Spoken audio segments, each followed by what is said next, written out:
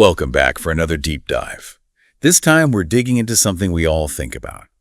How your sex drive changes throughout your cycle. How come sometimes you're feeling it, other times not so much? And is it all about those hormones everyone talks about, or is there something more going on? To help us figure this out, we've got a bunch of cool sources.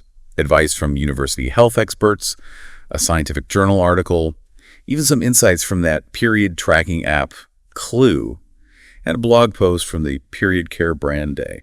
Yeah, and you hear a lot about this surge in desire around ovulation, right? Yeah. But is it really like that for everyone? I mean, does everyone feel that way, or is it more complicated? It's a great question, and one of the things that jumps out from all these sources is that a lot of the research is based on averages. Like they look at a bunch of people and try to find the general trend.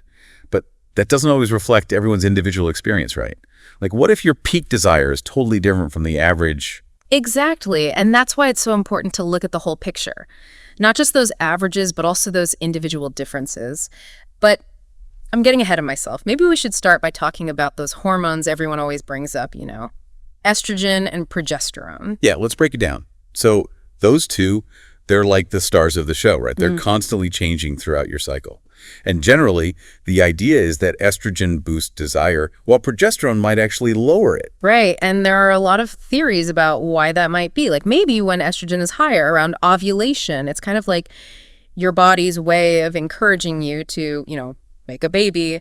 That biological urge some people talk about. Interesting. So like when you're ovulating, your body's like, hey, let's get this show on the road. But then progesterone kicks in and it's like, okay, time to chill. Something like that, yeah. But remember, it's not all about hormones. Like, think about your cervical position, lubrication. Even your breasts can feel different throughout your cycle. All of that can affect how sex feels. Wow, that's a good point. I hadn't really thought about it like that. It's like your whole body is going through these changes. Right, it's pretty wild when you think about it. And it's not just the physical stuff, right? Like how comfortable you feel during your period can make a huge difference. The Day blog talked about how some people love period sex because of the natural lubrication, while others find it uncomfortable because of cramps or just not feeling their best. Yeah, exactly. And that's why tuning into your own body is so important. Like what feels good one week might not feel good the next week. And that's totally okay. Makes sense. So it's not just about those hormones. It's about your comfort level, your mental state, even your environment. It all plays a role. Absolutely. It's like this intricate dance between your hormones, your physical body, and your mind. And even something as simple as the day of the week can have an impact. Really? How so? Well, there was a study from Medical News today. They found that college-age women were more likely to have sex on weekends. That's interesting. Now, it could be because of schedules aligning, if they live with their partner, but it just goes to show how many factors are at play. So if it's not as simple as estrogen equals high desire, progesterone equals low desire, how can we make sense of all these fluctuations? The Clue app talks about tracking your cervical position and other changes, right? Could that be helpful? Oh, absolutely. Tracking can be incredibly insightful.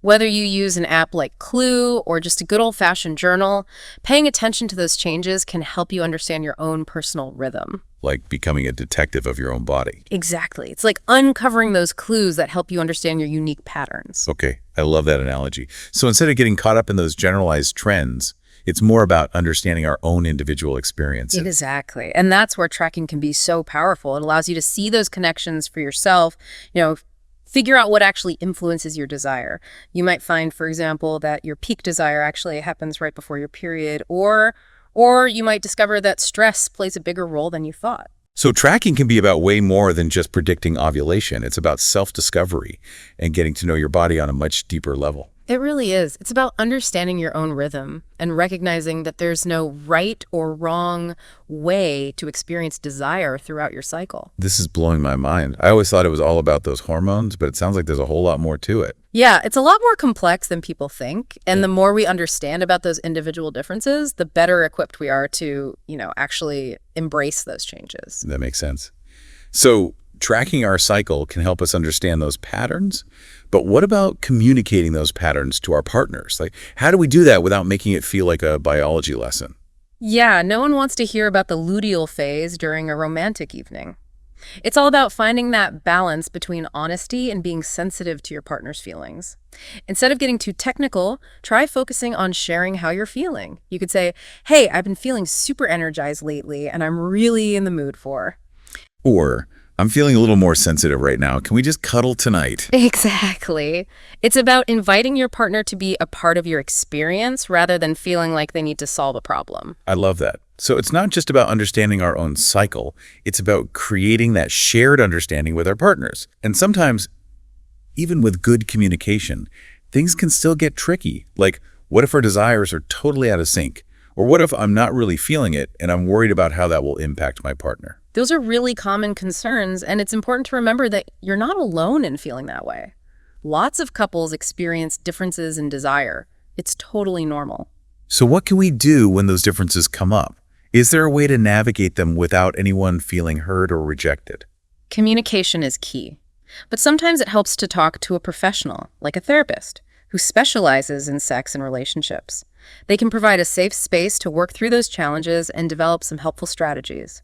That's a great point. It's like having a coach to help you figure out the playbook. Speaking of playbooks, I'm remembering the University Health Services advice column, which talked about how things like sleep, stress, even alcohol can all impact libido. Right. It's a complex equation, for sure. And it highlights why it's so important to look at the whole picture. Your physical health, mental well-being, lifestyle, they all play a role. So we're not just talking about those hormones, are we? We're talking about the whole you. I'm starting to realize that this whole average trend thing might be misleading. What if we focus on those unique experiences instead? Like, instead of asking, what's the average experience, we start asking, what's your experience? And what can we learn from that? That's a brilliant way to look at it. It shifts the focus from comparison to curiosity, which I think is really important. It's like we're all part of this giant research study, and our individual experiences are the data points that help us understand this complex topic even better. I love that. And speaking of research, the Medical News Today article had a really fascinating section about the evolutionary perspective on desire. Oh, yeah. I remember that. Something about how libido might dip during less fertile phases of the cycle as a way to potentially reduce the risk of STIs. Like, our bodies evolved to prioritize safety. Exactly. And that just adds another layer of complexity to everything we've been talking about. Okay, so while understanding the role of hormones is important, we can't forget about those evolutionary influences, psychological factors, or even our own personal experiences. It's like a tapestry woven from all these different threads. This deep dive is blowing my mind. We've covered hormones, tracking, communication, and now even evolution. Yeah, it's been a wild ride so far. And one of the most important aspects of all this is connection, right? So as we wrap up this part of our conversation, I think it's important to talk about how we can navigate these changes with our partners. Communication is absolutely key. It's not just about understanding your own cycle, but also creating that shared understanding with your partner. It's about being open and honest about how you're feeling and what you need. Yeah, and it's not always easy to talk about these things. Like, how do you bring it up without it feeling awkward or clinical? Well, you don't have to give a PowerPoint presentation on your cycle. It's more about sharing how you're feeling in the moment. Like, you could say, hey, I've noticed I'm feeling more adventurous around this time of the month. Want to try something new? I like that. Or like, I'm feeling extra cuddly tonight. Simple and straightforward. Right. And it creates that sense of connection. Like, you're inviting your partner to be a part of your experience. Instead of making them feel like they need to fix something. Exactly. So it's really all about communication, huh? It always is. And remember, your partner might be going through their own fluctuations too. Not necessarily tied to their cycle, but, maybe they're stressed from work or didn't sleep well. All sorts of things can affect desire. Oh, that's true. And actually, that reminds me of something from the University Health Services advice column. They mentioned how things like sleep, mental health, medication, exercise, even alcohol can all have an impact on libido. It's like, whoa, there's a lot going on there. Right, it's this whole complex system, and it shows why it's so important to look at the whole picture, not just focus on one or two things. Makes sense. So if we're tracking our cycles and noticing these patterns, how do we actually communicate that to a partner without it feeling like, too much information? Oh, I think it's about finding that sweet spot between being honest and being sensitive. Like, instead of saying, oh, I'm in my luteal phase, so I might not be as interested, you could say, I'm noticing I need a little more downtime right now. Can we just relax and connect tonight? That's much better.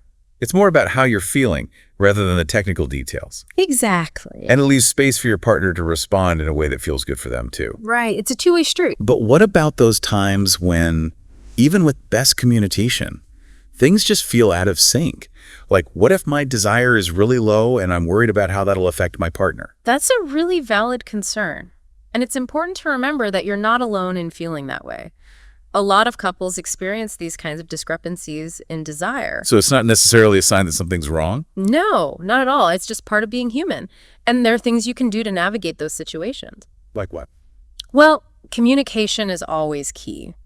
But sometimes it can be helpful to seek out professional guidance, like a therapist who specializes in sex and relationships. That makes sense. Sometimes it helps to have an outside perspective. Exactly. They can help you unpack any underlying issues that might be contributing to those discrepancies and provide tools for communicating more effectively. Okay, so we've talked about hormones, tracking, communication, even therapy. It feels like we're starting to get a handle on this whole desire puzzle. We're definitely piecing it together.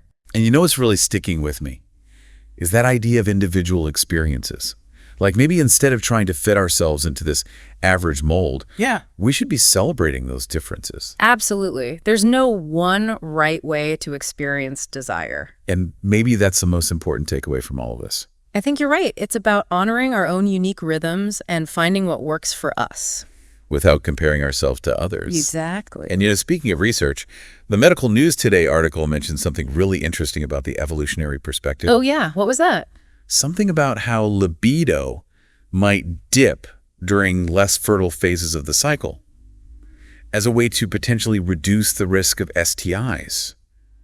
Like our bodies have evolved to be protective in that way. Wow, that's fascinating. I know, right? It adds a whole new dimension to the conversation. 'Cause it's not just about hormones. It's about evolution, psychology, personal experiences. They'll connect. And I think that brings us to a really important point, which is the role of connection in all of this. How we connect with ourselves, with our partners, and with this whole intricate dance of desire and the menstrual cycle. Beautifully said. I think that's a perfect segue into talking about communication and how we can navigate these changes in a way that feels good for everyone involved.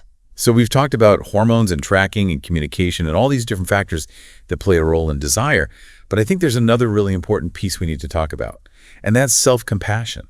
Oh, absolutely. I mean, it's so easy to get caught up in those comparisons, right? Like, am I normal? Am I feeling enough? Am I feeling too much? Totally.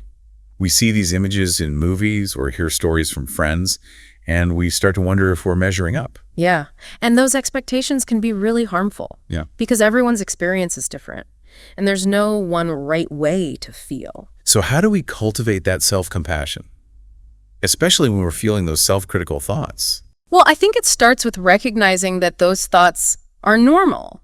Everyone has them, but we don't have to believe them. Right. It's like noticing them without judgment. Exactly. And then offering ourselves that same kindness and understanding that we would offer a friend. So instead of saying, what's wrong with me? Why am I not in the mood? We can say, it's okay to feel this way. My experience is valid, even if it doesn't look like everyone else's. Exactly. And remember, desire is influenced by so many things.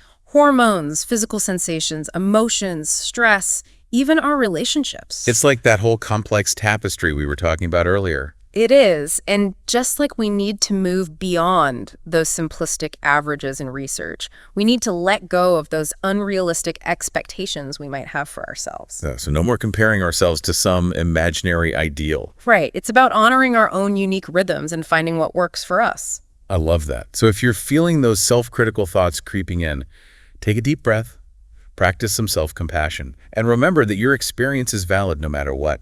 And you're not alone. There are so many resources out there, books, articles, online communities, where you can connect with others and share experiences. Speaking of resources, we've put together a list of links based on all the amazing sources we talked about today. You can find them in the show notes. So be sure to check those out if you want to learn more. And of course, if you have any concerns about your own experiences, don't hesitate to reach out to a healthcare provider. They can provide personalized advice and support. Well, I think that about wraps it up for today's deep dive. We covered a lot of ground, didn't we? We did. From those fluctuating hormones to the importance of communication and self-compassion. It's been quite a journey. It has. And I hope our listeners feel empowered to embrace their own unique experiences. Me too. Because ultimately, it's about understanding ourselves better. and creating more fulfilling and connected relationships. Well said. So until next time, stay curious and keep exploring the amazing world of your own body.